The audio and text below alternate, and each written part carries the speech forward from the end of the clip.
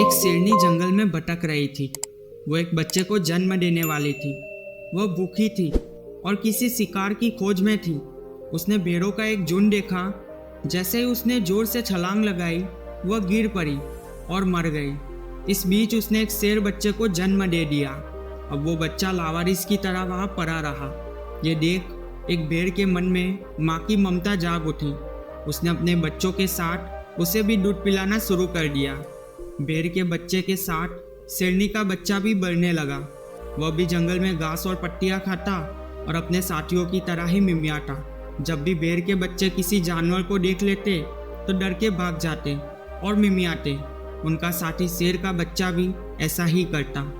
वर्षों में वह शेरनी का बच्चा बड़ा होकर पूरा शेर बन गया, पर वह अब भी घास पत्तियां खाता और अपने आप को भेड़ ही समझता।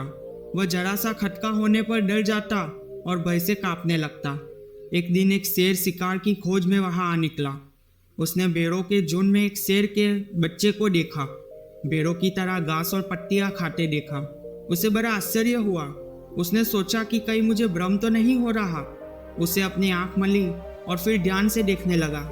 उसने देखा कि यह तो सचमुच शेर है, पर भेड़ की तरह घास खाता है और उससे भेड़ डरते भी नहीं। कितने आश्चर्य की बात है। उसने सोचा कि जरा और पास जाकर देखता हूँ बात क्या है। और पास जाकर देखने लगा। अब उसे पक्का निश्चय हो गया कि यह शेर ही है, पर उसको समझ में नहीं आया कि यह कैसा शेर है जो भेड़ों के बीच में भेड़ जैसा बनकर रहता है। अपने को भेड़ समझता है जबकि यह शेर है। शेर थोड़ा सा गुर्राया और उसने अपना पंजा जमीन पर पटका। फिर क्या था, भेड़ों का वह झुंड जिसमें वह शेर का बच्चा भी था भागे और मिमियाने लगे। शेर ने सोचा यह शेर ब्रह्मवश अपने को भेड़ समझ रहा है। कोई ऐसा उपाय करना चाहिए जिससे यह अपने आप को पहचान जाए, अपनी असलियत पहचान जाए। वह उचित अवसर की प्रतीक्षा करने लगा। भेड़ समझने वाला शेर का बच्चा जंगलों से झाड़ी के बीच नीचे गिर गया।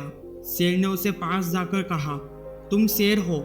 शेर का बच्चा जाग गया और घबरा कर बोला, मैं भेड़ हूँ। शेर ने कहा, आओ मेरे साथ उस तालाब तक चलो, मैं तुम्हें तुम्हारा असली रूप दिखाऊंगा। दोनों तालाब के किनारे पहुंचे। दोनों ने पानी की ओर मुंह करके खड़े हो गए। शेर ने कहा, इधर पानी में देख, यह रहा मेरा प्रतिबिंब और वह रहा तुम्हारा प्रतिबिंब। दोनों को मिला करके देखो। उसने पहले शेर की ओर देखा और फिर पानी में अपने प्रतिबिंब की ओर देखा। फिर तो उसे यह समझने में देर नहीं लगी कि मैं शेर हूँ। जंगल का शेर जोर से गरजा। बच्चा भी वैसे ही जोर से गरजा। उसे सुनकर आसपास के जंगल के जानवर सारे डर के भाग खड़े हुए और छिप गए। दोस्तों, इस कहानी से हमें सीख मिलती है अपनी असली पहचान प्राप्त करना और अपने गुणों, क्षमता और स्वभाव को समझना महत्वपूर्ण है। हमें अपनी सच्ची पहचान को खोजने के लिए अपने आप को परखने की आवश्यकता होती है और उसे दूसरों के मुताबिक निर्धारित नहीं करना चाहिए। हमें खुद पर विश्वास रखना है और अपने संकोचों और भ्रमों से मुक्त होकर अपनी सही पहचान को स्थापित करना है। यही इस कहानी से सीख मिलती है।